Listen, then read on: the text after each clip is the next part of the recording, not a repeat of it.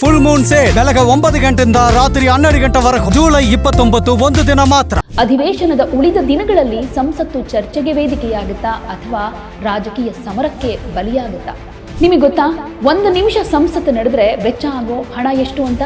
ಆ ಹಣ ಯಾವುದೋ ರಾಜಕೀಯ ಪಕ್ಷದಲ್ಲ, ಈ ದೇಶದ ಕಟ್ಟ ಕಡೆಯ ನಾಗರಿಕ ತನ್ನ ದಿನನಿತ್ಯದ ಬದುಕಿನಲ್ಲಿ ಪಾವತಿ ಮಾಡೋ ತೆರಿಗೆ ಹಣ.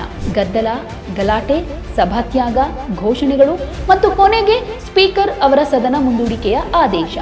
ಪ್ರಶ್ನೆ ಮೂಡೋದು ಇಲ್ಲೇ, ಇದು ನಿಜಕ್ಕೂ ವಿದ್ಯಾರ್ಥಿಗಳ ಪರವಾದ ಹೋರಾಟನ ಅಥವಾ ಸರ್ಕಾರದ ವಿರುದ್ಧ ಜನಾಭಿಪ್ರಾಯ ಮೂಡಿಸೋದಕ್ಕೆ ಹೊರಟು ಕೊನೆಗೆ ಜನರ ಕಣ್ಣಲ್ಲಿ ವಿಪಕ್ಷಗಳೇ ವಿಲನ್ ಆಗ್ಬಿಡ್ತಿದ್ದಾರಾ? ಇಡೀ ಅಧಿವೇಶನವನ್ನೇ ಸ್ತಬ್ಧಗೊಳಿಸೋದು ಎಷ್ಟು ಸರಿ? ಪ್ರಜಾಪ್ರಭುತ್ವದ ನಿಜವಾದ ಶಕ್ತಿ ಇರೋದು ಚರ್ಚೆಯಲ್ಲಿ, ಬಹಿಷ್ಕಾರದಲ್ಲ. ಎಲ್ರಿಗೂ ನಮಸ್ಕಾರ, ಇದು ಒನ್ ಇಂಡಿಯಾ ಕನ್ನಡ, ನಾನ್ ಪ್ರತಿಮಾ.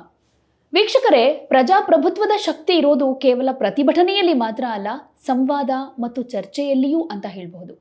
ಸಾರ್ವಜನಿಕ ಪರೀಕ್ಷಾ ಅಕ್ರಮಗಳನ್ನು ತಡೆಯೋದಕ್ಕೆ ಸಾರ್ವಜನಿಕ ಪರೀಕ್ಷೆಗಳ ತಿದ್ದುಪಡಿ ಮಸೂದೆ 2026 ಲೋಕಸಭೆಯಲ್ಲಿ ಮಂಡನೆ ಮಾಡಲಾಯಿತು. ಇದು ದೇಶದ ಕೋಟ್ಯಾಂತರ ಯುವ ಜನರ ಬದುಕಿಗೆ ಸಂಬಂಧಪಟ್ಟ ಸೂಕ್ಷ್ಮ ವಿಷಯ. ಆದರೆ ಲೋಕಸಭೆ ಮತ್ತು ರಾಜ್ಯಸಭೆಗಳೆರಡರಲ್ಲೂ ನಿರಂತರವಾಗಿ ಕಲಾಪ ಮುಂದೂಡಿಕೆಯಾಗ್ತಾ ಬರ್ತಾ ಇದೆ. ಆದರೆ ಲೋಕಸಭೆ ಮತ್ತು ರಾಜ್ಯಸಭೆಗಳೆರಡರಲ್ಲೂ ನಿರಂತರವಾಗಿ ಕಲಾಪ ಮುಂದೂಡಿಕೆಯಾಗ್ತಾ ಕಾಲಹರಣದ ತಾಣಗಳಾಗಿ ಮಾರ್ಪಡ್ತಾ ಇದೆ. ಸಭಾಧ್ಯಕ್ಷರ ಮನವಿಗೂ ಕ್ಯಾರೆ ಎನ್ನದ ವಿಪಕ್ಷಗಳ ಈ ನಿಲುವು ನಿಜಕ್ಕೂ ಪ್ರಜಾಸತ್ತಾತ್ಮಕ ಅಂತ ಅನ್ನಿಸ್ಕೊಳ್ಳುತ್ತಾ, ಅಥವಾ ಇದು ಸರ್ಕಾರದ ವಿರುದ್ಧದ ರಾಜಕೀಯ ತಂತ್ರಗಾರಿಕೆನಾ? ವಿದ್ಯಾರ್ಥಿಗಳ ಮೇಲೆ ನಡೆದಂತಹ ಲಾಠಿ ಚಾರ್ಜ್ಗೆ ಸರ್ಕಾರ ನೀಡಬೇಕಾದ ಉತ್ತರ ಏನು? ಅಧಿವೇಶನದ ಉಳಿದ ದಿನಗಳಲ್ಲಿ ಸಂಸತ್ತು ಚರ್ಚೆಗೆ ವೇದಿಕೆಯಾಗುತ್ತಾ ಅಥವಾ ರಾಜಕೀಯ ಸಮರಕ್ಕೆ ಬಲಿಯಾಗುತ್ತಾ? ಈ ಎಲ್ಲ ಪ್ರಶ್ನೆಗಳ ಬಗ್ಗೆ ಒಂದಷ್ಟು ವಿಶ್ಲೇಷಣೆಯನ್ನು ಮಾಡ್ತಾ ಹೋಗೋದಾದರೆ, ನಿಮಗೆ ಗೊತ್ತಾ, 1 ನಿಮಿಷ ಸಂಸತ್ತು ನಡೆದ್ರೆ ವೆಚ್ಚ ಆಗೋ ಹಣ ಎಷ್ಟು ಅಂತ? ಪ್ರತಿ ನಿಮಿಷಕ್ಕೆ ಲಕ್ಷಾಂತರ ರೂಪಾಯಿ. ಆ ಹಣ ಯಾವುದೋ ರಾಜಕೀಯ ಪಕ್ಷದಲ್ಲ, ಈ ದೇಶದ ಕಟ್ಟ ಕಡೆಯ ನಾಗರಿಕ ತನ್ನ ದಿನನಿತ್ಯದ ಬದುಕಿನಲ್ಲಿ ಪಾವತಿ ಮಾಡೋ ತೆರಿಗೆ ಹಣ.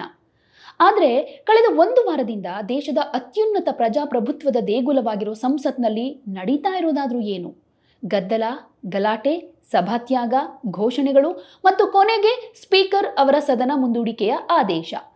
ದೇಶದ ಲಕ್ಷಾಂತರ ಯುವಕರ ಭವಿಷ್ಯವನ್ನ ನಿರ್ಧರಿಸೋ ಸಾರ್ವಜನಿಕ ಪರೀಕ್ಷೆಗಳ ಅಂದರೆ ಅಕ್ರಮಗಳ ತಡೆ ತಿದ್ದುಪಡಿ ಮಸೂದೆ 2026 ಲೋಕಸಭೆಯ ಅಂಗಳದಲ್ಲಿದೆ. ಪ್ರಶ್ನೆ ಪತ್ರಿಕೆ ಸೋರಿಕೆ ಮಾಡುವ ದಂಧೆಕೋರರಿಗೆ ಕಠಿಣ ಶಿಕ್ಷೆ ವಿಧಿಸೋ, ಭ್ರಷ್ಟಾಚಾರಕ್ಕೆ ಪೂರ್ಣ ವಿರಾಮ ಇಡುವಂತಹ ಅತ್ಯಂತ ಪ್ರಮುಖ ಕಾಯ್ದೆ ಚರ್ಚೆಗೆ ಕಾಯ್ತಾ ಇದೆ. ಸಂಸದೀಯ ವ್ಯವಹಾರಗಳ ಸಚಿವ ಕಿರಣ್ ರಿಜಿಜು ಅವರು ಚರ್ಚೆಗೆ ಸಮಯ ನಿಗದಿಯಾಗಿದೆ, ಬನ್ನಿ ಚರ್ಚೆ ಮಾಡೋಣ ಅಂತ ಮನವಿ ಮಾಡಿಕೊಂಡ್ರು ಲೋಕಸಭಾ ಸ್ಪೀಕರ್ ಓಂ ಬಿರ್ಲಾ ಹಾಗೂ ರಾಜ್ಯಸಭಾ ಸಭಾಧ್ಯಕ್ಷ CP ರಾಧಾಕೃಷ್ಣನ್ ಅವರು ಎಷ್ಟೇ ವಿನಂತಿ ಮಾಡಿಕೊಂಡ್ರು ಸದನ ಮಾತ್ರ ನಡೀತಾ ಇಲ್ಲ. ಯಾಕಂದ್ರೆ ವಿಪಕ್ಷಗಳಿಗೆ ಕಾಯ್ದೆಯ ಮೇಲಿನ ಚರ್ಚೆಗಿಂತ ಲಾಠಿ ಚಾರ್ಜ್ ಬಗ್ಗೆ ಪ್ರಧಾನಿ ಮೋದಿ ಹಾಗೆ ಗೃಹ ಸಚಿವ ಅಮಿತ್ ಶಾ ಅವರೇ ಬಂದು ತಕ್ಷಣ ಉತ್ತರ ಕೊಡಬೇಕು ಅಂತ ಹಠ ಮುಖ್ಯವಾಗಿ ಕಾಣಿಸ್ಕೊಳ್ತಾ ಇರೋದಿಲ್ಲಿ. ಪ್ರಶ್ನೆ ಮೂಡೋದು ಇಲ್ಲೇ, ಇದು ನಿಜಕ್ಕೂ ವಿದ್ಯಾರ್ಥಿಗಳ ಪರವಾದ ಹೋರಾಟನ ಅಥವಾ ಸರ್ಕಾರದ ವಿರುದ್ಧ ಜನಾಭಿಪ್ರಾಯ ಮೂಡಿಸೋದಕ್ಕೆ ಹೊರಟು ಕೊನೆಗೆ ಜನರ ಕಣ್ಣಲ್ಲಿ ವಿಪಕ್ಷಗಳೇ ವಿಲನ್ ಆಗ್ಬಿಡ್ತಿದ್ದಾರಾ? ವಿದ್ಯಾರ್ಥಿಗಳ ಮೇಲೆ ಲಾಠಿ ಚಾರ್ಜ್ ಆಗಿದ್ದು ಖಂಡನೆ ಮಾಡುವಂತ ವಿಚಾರನೆ ಅನ್ನೋದ್ರಲ್ಲಿ 2 ಮಾತಿಲ್ಲ. ಶಾಂತಯುತವಾಗಿ ಪ್ರತಿಭಟನೆ ಮಾಡ್ತಾ ಇದ್ದಂಥ ಯುವಕರ ಮೇಲೆ ಕಠಿಣ ಕ್ರಮ ಕೈಗೊಂಡಿದ್ರೆ ಅದಕ್ಕೆ ಸರ್ಕಾರ ಸಂಸತ್ತಿನಲ್ಲೇ ಸ್ಪಷ್ಟನೆಯನ್ನು ಕೊಡಬೇಕಾಗಿರೋದು ಪ್ರಜಾಪ್ರಭುತ್ವದ ಕರ್ತವ್ಯ ಕೂಡ ಹೌದು. ಆದರೆ ಆ ವಿಷಯವನ್ನ ಎತ್ತಿ ಹಿಡಿಯೋದಕ್ಕೆ ಇಡೀ ಅಧಿವೇಶನವನ್ನೇ ಸ್ತಬ್ಧಗೊಳಿಸೋದು ಎಷ್ಟು ಸರಿ? ಪ್ರಜಾಪ್ರಭುತ್ವದ ನಿಜವಾದ ಶಕ್ತಿ ಇರೋದು ಚರ್ಚೆಯಲ್ಲಿ, ಬಹಿಷ್ಕಾರದಲ್ಲ. ವಿಪಕ್ಷಗಳಿಗೆ ನಿಜಕ್ಕೂ ವಿದ್ಯಾರ್ಥಿಗಳ ಮೇಲೆ ಕಾಳಜಿ ಇದ್ರೆ ಅವರು ಸದನದಲ್ಲಿ ಕೂತ್ಕೊಂಡು ಸರ್ಕಾರದ ಲೋಪದೋಷಗಳನ್ನ ಕಾಯ್ದೆಯ ಚರ್ಚೆಯ ವೇಳೆಯಲ್ಲೇ ಎಳೆ ಎಳೆಯಾಗಿ ಬಿಚ್ಚಿಡಬಹುದಾಗಿತ್ತು. ನಿಮ್ಮ ಕಾಯ್ದೆಯಲ್ಲಿ ಈ ಕುಂದುಕೊರತೆಗಳಿವೆ, ನಿಮ್ಮ ಪೊಲೀಸರು ವಿದ್ಯಾರ್ಥಿಗಳ ಮೇಲೆ ದೌರ್ಜನ್ಯ ಎಸಗಿದ್ದಾರೆ ಅಂತ ನೇರವಾಗಿ ಸಂಸತ್ತಿನ ದಾಖಲೆಗಳಲ್ಲೇ ದಾಖಲಿಸಬಹುದಾಗಿತ್ತಲ್ವಾ? ಆದರೆ ಮಲ್ಲಿಕಾರ್ಜುನ ಖರ್ಗೆ ಸೇರಿದ ಹಾಗೆ ವಿಪಕ್ಷಗಳ ನಾಯಕರು ಹಿಡಿದಿರುವಂತಹ ಹಠ ಚರ್ಚೆಗೆ ಅವಕಾಶವನ್ನೇ ಕೊಡ್ತಾ ಇಲ್ಲ. ಪ್ರಧಾನಿಯೇ ಬರಬೇಕು, ಅಮಿತ್ ಶಾ ಅವರೇ ಉತ್ತರಿಸಬೇಕು ಅನ್ನೋ ಹಠದ ಹಿಂದೆ ರಾಜಕೀಯ ಹಿತಾಸಕ್ತಿ ಎದ್ದು ಕಾಣಿಸ್ತಾ ಇದೆ. ಜನರ ಕಣ್ಣಿನಲ್ಲಿ ಈ ನಡೆ ಯಾವ ರೀತಿ ಕಾಣಿಸುತ್ತೆ ಅಂತ ಊಹೆ ಮಾಡ್ಕೊಂಡಿದ್ದೀರಾ? ವಿಪಕ್ಷಗಳಿಗೆ ಮಸೂದೆ ಪಾಸ್ ಆಗೋದು ಮುಖ್ಯ ಅಲ್ಲ, ಅವರಿಗೆ ಸರ್ಕಾರದ ವಿರುದ್ಧ ಒಂದು ರಾಜಕೀಯ ಅಸ್ತ್ರ ಸಿಕ್ಕಿದೆ. ಆ ಅಸ್ತ್ರವನ್ನು ಬಳಸಿಕೊಂಡು ಮೋದಿ ಸರ್ಕಾರದ ಮೇಲೆ ಕಪ್ಪು ಚುಕ್ಕೆಯನ್ನ ತರೋದು ಮತ್ತು ಮಾಧ್ಯಮಗಳಲ್ಲಿ ಸುದ್ದಿಯಾಗೋದಷ್ಟೇ ಅವರ ಗುರಿನಾ ಅಂತ ಅನುಮಾನ ಸಾರ್ವಜನಿಕ ವಲಯದಲ್ಲಿ ಮೂಡೋದಕ್ಕೆ ಶುರುವಾಗಿದೆ. ಸಂಸತ್ತು ಅಂದ್ರೆ ಕೇವಲ ರಾಜಕಾರಣಿಗಳ ವೇದಿಕೆ ಮಾತ್ರ ಅಲ್ಲ, ಅದು 140 ಕೋಟಿ ಜನರ ಧ್ವನಿ. ದೇಶದಲ್ಲಿ ಹಣದುಬ್ಬರ, ಉದ್ಯೋಗ ಸೃಷ್ಟಿ, ಗಡಿ ಭದ್ರತೆ, ರೈತರ ಸಮಸ್ಯೆಗಳು ಹೀಗೆ ನೂರಾರು ವಿಷಯಗಳ ಬಗ್ಗೆ ಮಸೂದೆಗಳು ಮಂಡನೆಯಾಗಬೇಕಾಗಿದೆ, ಚರ್ಚೆಗಳಾಗಬೇಕಾಗಿದೆ. ಆದರೆ ಪ್ರತಿದಿನ ಬೆಳಿಗ್ಗೆ ಸಂಸತ್ತು ಸಮಾವೇಶಗೊಳ್ಳುತ್ತೆ, 10 ನಿಮಿಷಗಳಲ್ಲಿ ಗದ್ದಲದ ಗೂಡಾಗ್ಬಿಡುತ್ತೆ, ಮಧ್ಯಾಹ್ನದ ಅಧಿವೇಶನ ಅಂತ ಮುಂದೂಡಿಕೆಯಾಗುತ್ತೆ, ಮತ್ತೆ ಶುರುವಾದ್ರೂ ಮತ್ತೆ ಗಲಭೆ, ಅದೇ ಗಲಾಟೆ, ಅದೇ ಆರೋಪ ಪ್ರತ್ಯಾರೋಪ, ಮತ್ತೆ ಮುಂದೂಡಿಕೆ ಆಗೋದು. ಸೊ ಜನಸಾಮಾನ್ಯರು ತಮ್ಮ ಬೆವರು ಹರಿಸಿ ತೆರಿಗೆ ಕಟ್ತಿದ್ದಾರೆ. ಆದರೆ ಅವರ ಪ್ರತಿನಿಧಿಗಳು ಅದೇ ತೆರಿಗೆ ಹಣದಲ್ಲಿ ನಡೆಯುವಂಥ ಸಂಸತ್ತಿನಲ್ಲಿ ಚರ್ಚೆ ಮಾಡದೆ ಕಾಲಹರಣ ಮಾಡ್ತಿದ್ದಾನಲ್ವಾ? ವಿಪಕ್ಷಗಳು ಅಂದುಕೊಳ್ತಾ ಇರಬಹುದು, ನಾವು ಸದನವನ್ನ ಸ್ತಬ್ಧ ಮಾಡಿಬಿಟ್ರೆ ಸರ್ಕಾರಕ್ಕೆ ಕೆಟ್ಟ ಹೆಸರು ಬರುತ್ತೆ ಅಂತ.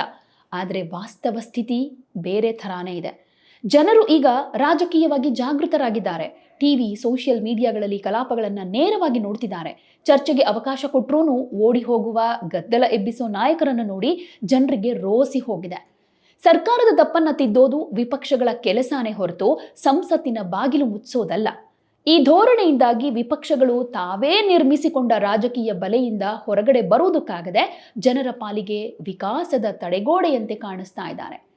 ಇಲ್ಲಿ ಆಡಳಿತಾರೂಢ ಮೋದಿ ಸರ್ಕಾರ ಕೂಡ ಸಂಪೂರ್ಣವಾಗಿ ಜವಾಬ್ದಾರಿಯಿಂದ ನುಣುಚಿಕೊಳ್ಳೋದಕ್ಕಂತೂ ಸಾಧ್ಯ ಇಲ್ಲ. ಪ್ರಜಾಪ್ರಭುತ್ವದಲ್ಲಿ ವಿಪಕ್ಷಗಳನ್ನ ವಿಶ್ವಾಸಕ್ಕೆ ತೆಗೆದುಕೊಳ್ಳೋದು ಆಡಳಿತ ಪಕ್ಷದ ಪ್ರಾಥಮಿಕ ಕರ್ತವ್ಯ. ಲಾಠಿ ಚಾರ್ಜ್ ವಿಷಯದಲ್ಲಿ ಸತ್ಯಾಸತ್ಯತೆ ಏನು, ಪೊಲೀಸರ ಕ್ರಮಕ್ಕೆ ಕಾರಣ ಏನು ಅನ್ನೋದನ್ನ ಗೃಹ ಸಚಿವ ಅಮಿತ್ ಶಾ ಅಥವಾ ಸಂಬಂಧಪಟ್ಟ ಸಚಿವರು ತಕ್ಷಣ ಸ್ಪಷ್ಟಪಡಿಸಿ ವಿಪಕ್ಷಗಳ ಬಾಯಿ ಮುಚ್ಚಿಸಬೇಕಾಗಿದೆ. ಮಸೂದೆಯ ಮಹತ್ವವನ್ನ ಜನರಿಗೆ ತಲುಪಿಸೋದಕ್ಕೆ ಸರ್ಕಾರ ಕೂಡ ಮತ್ತಷ್ಟು ಚಾಕಚಕ್ಯತೆಯನ್ನ ಪ್ರದರ್ಶನ ಮಾಡಬೇಕಾಗಿದೆ. ಸೊ ಮುಂದಿನ ದಿನಗಳಲ್ಲಿ ಉಳಿದಿರೋ ಸಂಸತ್ ಅಧಿವೇಶನದ ಟೈಮ್ನಲ್ಲಿ ಮೋದಿ ಸರ್ಕಾರ ಯಾವ ತಂತ್ರವನ್ನ ಫಾಲೋ ಮಾಡುತ್ತೆ? ಗೃಹ ಸಚಿವ ಅಮಿತ್ ಶಾ ಅವರು ಲಾಠಿ ಚಾರ್ಜ್ ಬಗ್ಗೆ ಪ್ರತ್ಯೇಕ ಹೇಳಿಕೆ ಕೊಟ್ಟು ವಿಪಕ್ಷಗಳ ಪ್ರತಿಭಟನೆಯ ತೀವ್ರತೆಯನ್ನ ಕಮ್ಮಿ ಮಾಡ್ತಾರಾ? ಅಥವಾ ಗದ್ದಲದ ನಡುವೆಯೇ ಸಾರ್ವಜನಿಕ ಪರೀಕ್ಷೆಗಳ ಅಂದ್ರೆ ಅಕ್ರಮ ತಡೆ ತಿದ್ದುಪಡಿ ಮಸೂದೆ ಏನಿದೆ ಇದನ್ನ ಧ್ವನಿ ಮತದ ಮೂಲಕ ಅಂಗೀಕರಿಸಿಕೊಂಡು ಕಲಾಪವನ್ನ ಮುಕ್ತಾಯ ಮಾಡ್ತಾರಾ? ಅದೇನೇ ಆದರೂ ಪರೀಕ್ಷಾ ಅಕ್ರಮ ತಡೆ ಕಾಯ್ದೆಯಂತಹ ಅತ್ಯಂತ ಸೂಕ್ಷ್ಮ ಮಸೂದೆ ಯಾವುದೇ ಅರ್ಥಪೂರ್ಣ ಚರ್ಚೆ ಇಲ್ಲದೆ ಪಾಸ್ ಆದರೆ ಅದು ಪ್ರಜಾಪ್ರಭುತ್ವದ ಶಾಸನ ಪ್ರಕ್ರಿಯೆಗೆ ಹಿನ್ನಡೆ ಅಂತಾನೆ ಹೇಳಬೇಕಾಗತ್ತೆ. ಸೊ ಕೊನೆಯದಾಗಿ ಪ್ರಜಾಪ್ರಭುತ್ವದಲ್ಲಿ ಆಡಳಿತ ಪಕ್ಷ ಹಾಗೆ ವಿಪಕ್ಷಗಳು ರಥದ 2 ಚಕ್ರಗಳಿದ್ದ ಹಾಗೆ, ಒಂದು ಚಕ್ರ ಕೆಟ್ಟರೂ ರಥ ಮುಂದೆ ಹೋಗೋದಿಲ್ಲ. ಪ್ರಶ್ನೆ ಪತ್ರಿಕೆ ಸೋರಿಕೆಯಿಂದ ಕಣ್ಣೀರು ಹಾಕ್ತಾ ಇರೋ ಆ ಲಕ್ಷಾಂತರ ಯುವಕರಿಗೆ ಬೇಕಾಗಿರೋದು ರಾಜಕೀಯಕ್ಕೆ ಸೆರರ ಚಾಟ ಅಲ್ಲ, ಅವರಿಗೆ ಬೇಕಾಗಿರೋದು ಕಟ್ಟುನಿಟ್ಟಿನ ಕಾಯ್ದೆ ಮತ್ತು ಭವಿಷ್ಯದ ಭರವಸೆ. ಸಂಸತ್ತಿನ ಸಮಯವನ್ನ ಜನರ ತೆರಿಗೆ ಹಣವನ್ನ ಬರೀ ಗಲಾಟೆಗೆ ಬಲಿ ಕೊಟ್ಟು ರಾಜಕೀಯ ಲಾಭ ಹುಡುಕೋದಕ್ಕೆ ಹೊರಟಿರೋ ಪ್ರತಿಯೊಬ್ಬ ನಾಯಕನೂ ಆತ್ಮಾವಲೋಕನ ಮಾಡ್ಕೊಳ್ಬೇಕಾಗಿದೆ. ವಿಪಕ್ಷಗಳು ಸರ್ಕಾರದ ಮೇಲೆ ಕಪ್ಪು ಚುಕ್ಕೆ ತರೋದಕ್ಕೆ ಹೊರಟು ಕೊನೆಗೆ ತಮ್ಮದೇ ಪ್ರಜಾಸತ್ತಾತ್ಮಕ ಜವಾಬ್ದಾರಿಗೆ ಕಪ್ಪು ಚುಕ್ಕೆ ಇಟ್ಕೊಳ್ತಾ ಇದೆಯಾ ಅನ್ನೋ ಪ್ರಶ್ನೆ ಕೂಡ ಇಲ್ಲಿ ಕ್ರಿಯೇಟ್ ಆಗುತ್ತೆ. ಸೊ ಕಾಲ ಎಲ್ಲವನ್ನ ಗಮನಿಸ್ತಾ ಇದೆ. ಸಂಸತ್ತಿನಲ್ಲಿ ಪ್ರಜಾಪ್ರಭುತ್ವ ಸೋತಾಗ ಹೊರಗಡೆ ಪ್ರತಿಭಟಿಸೋ ಸಾಮಾನ್ಯ ಪ್ರಜೆಯ ಭರವಸೆಯೂ ಸೋತ ಹಾಗಾಗುತ್ತೆ.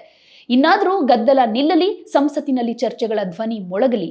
ಯಾಕಂದ್ರೆ ಚರ್ಚೆಯೊಂದೇ ಈ ದೇಶದ ಅಸಂಖ್ಯಾತ ಸಮಸ್ಯೆಗಳಿಗೆ ಪರಿಹಾರ ಕೊಡಬಹುದಲ್ವಾ? ಸೊ ನಿಮ್ಗೆ ಹೇಗನ್ಸುತ್ತೆ ಈ ಬೆಳವಣಿಗೆ ಬಗ್ಗೆ? ನಿಮ್ಮ ಉತ್ತರ, ಅಭಿಪ್ರಾಯ ಏನೇ ಇದ್ರೂ ಕಾಮೆಂಟ್ನಲ್ಲಿ ತಿಳಿಸಿ. ನಮಸ್ಕಾರ. ಯಾವುದೇ ಸುದ್ದಿಯ ಅಪ್ಡೇಟ್ ಅನ್ನ ಮಿಸ್ ಮಾಡ್ಕೊಳ್ಬಾರ್ದು ಅಂದ್ರೆ ಈಗ್ಲೇ ಒನ್ ಇಂಡಿಯಾವನ್ನ ಸಬ್ಸ್ಕ್ರೈಬ್ ಮಾಡಿ. ನಿಮಗೆ ಬೇಕಾದ ಭಾಷೆಯಲ್ಲಿ ಎಲ್ಲಾ ಸುದ್ದಿ ತಿಳಿಬೇಕು ಅಂದ್ರೆ ಒನ್ ಇಂಡಿಯಾ ಆಪ್ ಅನ್ನ ಡೌನ್ಲೋಡ್ ಮಾಡ್ಕೊಳ್ಳಿ.